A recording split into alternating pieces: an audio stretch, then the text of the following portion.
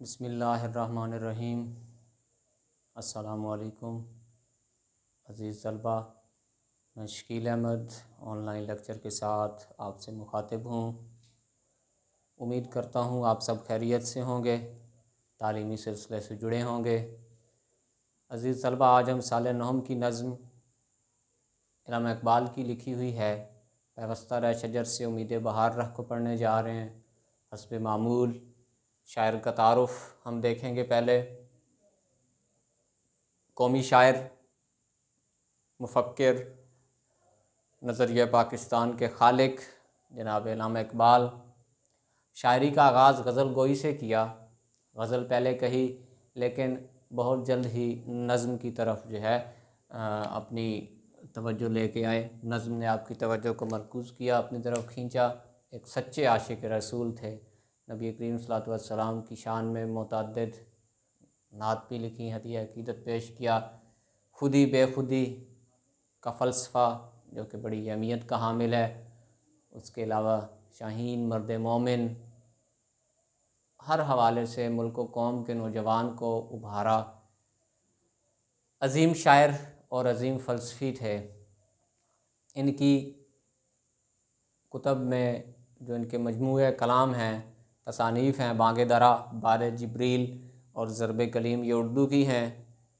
और अरमुग़ान हिजाज़ जो कि कुछ हिस्सा उर्दू पे है, कुछ हिस्सा फ़ारसी पे मुहित है। फ़ारसी के जो हैं इनके कलाम के मजमूए क़याम मशरिक़, जावेदनामा, ज़बूर अजम, रमूज़ बेखुदी और असरार खुदी शामिल हैं। तो ये मुख्तसरन तारुफ़ इल्लामा मोहम्मद इकबाल का। जितनी भी तारीफ़ की जाए उतना कम, अल्फाज कम पड़ जाते हैं ऐसी शख्सियात के औसाफ़ और उसके उनके वस्फ़ गिनने में। तो नज़्म शुरू करते हैं। पैवस्ता रह शजर से उम्मीद बहार रख। अज़ीज़ तलबा, दो मफ़हूम रखती है पूरी नज़्म। हर एक एक शेर को जो है वो इस्तिआरों की मदद से इल्लामा इकबाल ने मंज़र आम पे ये शेरी पैकर में ढाला।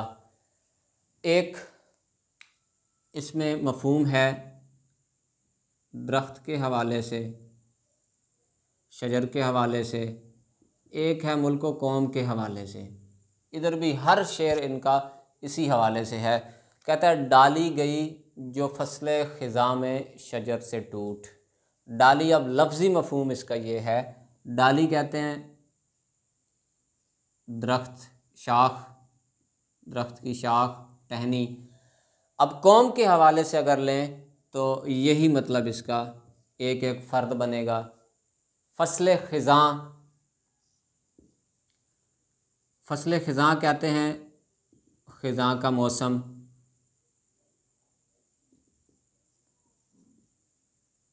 और यही मफ़हूम जब हम कौम के हवाले से लेंगे तो बुरा वक्त आएगा। शजर से टूट, शजर दरख्त को लिया है, शजर।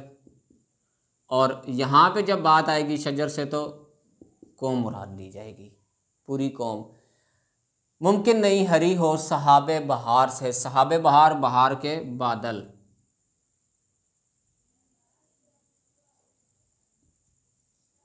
और यहाँ पे अच्छा वक्त है।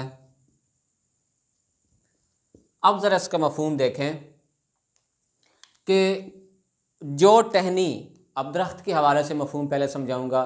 जो टहनी दरख्त से ख़िज़ां के मौसम में टूट जाती है, जुदा हो जाती है, अलग हो जाती है।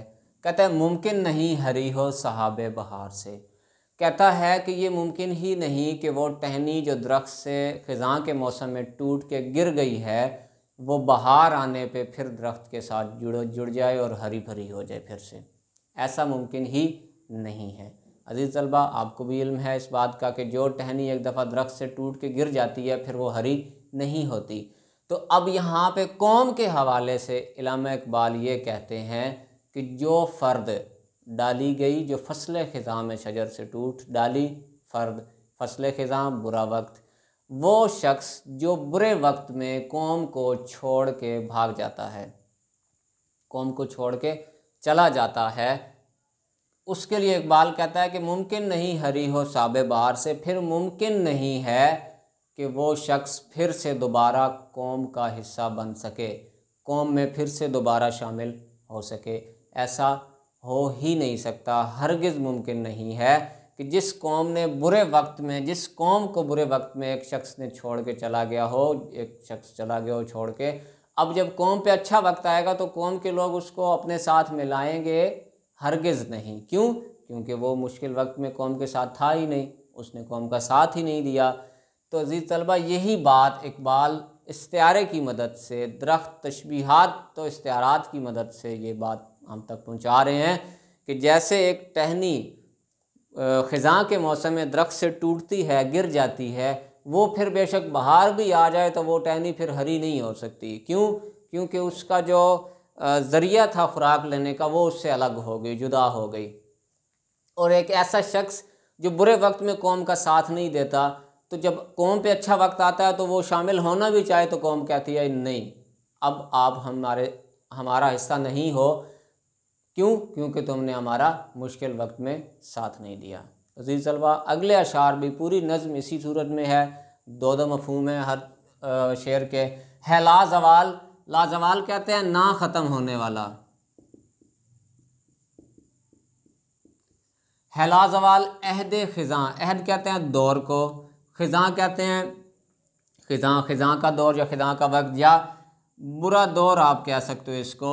है लाजवाल अहद ख़िज़ां उसके वास्ते, किसके वास्ते? वो जो टहनी टूट के गिर गई है नीचे। है लाजवाल अहद ख़िज़ां उसके वास्ते, ये बुरा वक्त उस बंदे के लिए हमेशा हमेशा के लिए है। ये ख़िज़ां का दौर उस टहनी के लिए हमेशा हमेशा के लिए है जो बुरे वक्त में या मौसम ख़िज़ां में टूट के गिर गई थी। जो बंदा मौसम ख़िज़ां में बुरे वक्त में कौम को छोड़ के चला गया था, उसके लिए ये अब ख़िज़ां का दौर, बुरा वक्त हमेशा हमेशा के लिए है और कुछ वास्ता नहीं उसे बरगोबार से। बरगोबार फल, फूल, पत्तियाँ वगैरह। जो दरख्त पे जब ख़िज़ां होती है तो बुरा वक्त है, पत्ते भी झड़ जाते हैं। अब उसमें एक टहनी टूट गई, बाहर में वो नहीं उसके साथ जुड़ेगी। तो शायर यहाँ पे यही कहता है कि अब वो टहनी गिर गई टूट के, दरख्त पे क्या वक्त है? बुरा वक्त है। तो अब जब बहार आएगी और उस दरख्त पे फिर से फूल उगेंगे, फिर से कौंपले उगेंगी, तो वो टहनी जो टूट के गिरी थी वो दरख्त का हिस्सा नहीं बन सकती, उसको कोई वास्ता ही नहीं है, उसको कोई ताल्लुक़ ही नहीं है। क्यों? क्योंकि वो तो टूट के गिर चुकी है। तो यहाँ पे फ़र्द के हवाले से भी इकबाल यही बात करता है कि जो फ़र्द कौम को एक दफ़ा छोड़ के चला जाता है बुरे वक्त में, जब कौम पे अच्छा वक्त आता है तो कौम उसको अपने साथ नहीं मिलाती और उस बंदे को कोई वास्ता नहीं होता कौम की अच्छाई या भलाई के हवाले से। तो अज़ीज़ तलबा, दो मफ़हूम हम देखेंगे, फिर एक दफ़ा देख लें। डाली गई जो फसलें ख़िज़ां में शजर से टूट मुमकिन नहीं हरी हो साहब बहार से। ये नोट कर लें मफ़हूम इसका कि जो टहनी एक दफ़ा ख़िज़ां के मौसम में दरख्त से टूट के गिर जाती है, फिर जब उस दरख्त पे फसलें बहार आती है, बहार का मौसम आता है, बहार के बादल आते हैं, दरख्त हरे भरे होते हैं, लेकिन वो टहनी फिर हरी भरी नहीं हो सकती। इसी तरह अगर एक शख्स बुरे वक्त में कौम को छोड़ के चला गया हो, फिर जब कौम पे अच्छा वक्त आता है, वो शामिल होना भी चाहे तो वो बंदा उस कौम में शामिल नहीं हो सकता, क्योंकि कौम के लोग उसे यही कहते हैं कि जनाब तुमने हमारा बुरे वक्त में साथ नहीं दिया, अब हमारा अच्छे वक्त में तुम साथ क्यों देने आए हो, अब तुम हमारा हिस्सा नहीं रहे। है लाजवाल अहद ख़िज़ां उसके वास्ते, कुछ वास्ता नहीं उसे बरगोबार से। और वो टहनी जो टूट के गिर जाती है उसके लिए ज़वाल का दौर हमेशा हमेशा का है और उसे कोई ताल्लुक़ नहीं है दरख्त के साथ कि उस पर फल लगें, फूल लगें, क्या चीज़ लगे, उस पर उसके साथ उसका कोई ताल्लुक़ नहीं है। इसी तरह जो शख्स एक दफ़ा कौम को छोड़ के चला जाता है उसके लिए बुरा वक्त शुरू हो जाता है, वो दर बदर भटकता रहता है, कभी उधर कभी इधर। तो जब कौम अच्छे वक्त की तरफ जाती है तो अब उसको कोई ताल्लुक़, कोई वास्ता कौम के साथ नहीं होता। इकबाल ने कुछ ऐसे लोगों को निशाना बनाया है या कुछ ऐसे लोगों की तरफ इशारा किया कि जो मुस्लिम लीग में शामिल तो थे, लेकिन ऊपर ऊपर से उधर भी थे इधर भी, दोनों मुनाफकत करते थे, कौम को छोड़ के भाग गए। फिर जब पाकिस्तान बन गया तो इकबाल तो फौत हो चुके थे, लेकिन उनको पहले ही इस बात का अंदाज़ा था कि कुछ ऐसे भी गिरोह होंगे, कुछ ऐसे भी लोग होंगे। तो उनकी तरफ इशारा करते हुए भी कहते हैं कि अब वो लोग हमारे साथ आके, जब पाकिस्तान जो बन गया बाद में, उसके साथ आके क्या ताल्लुक़ उनका, कोई ताल्लुक़ कोई वास्ता नहीं है। तो अज़ीज़ तलबा, इल्हाम इकबाल का तारुफ़ हमने देखा, पहला और दूसरा शेर देखा। मज़ीद तीसरे और चौथे शेर के साथ इंशाअल्लाह दोबारा हाज़िर होंगे। तब तक के लिए अपना ख्याल रखें, जीते रहें, हंसते मुस्कुराते रहें। अल्लाह हाफ़िज़।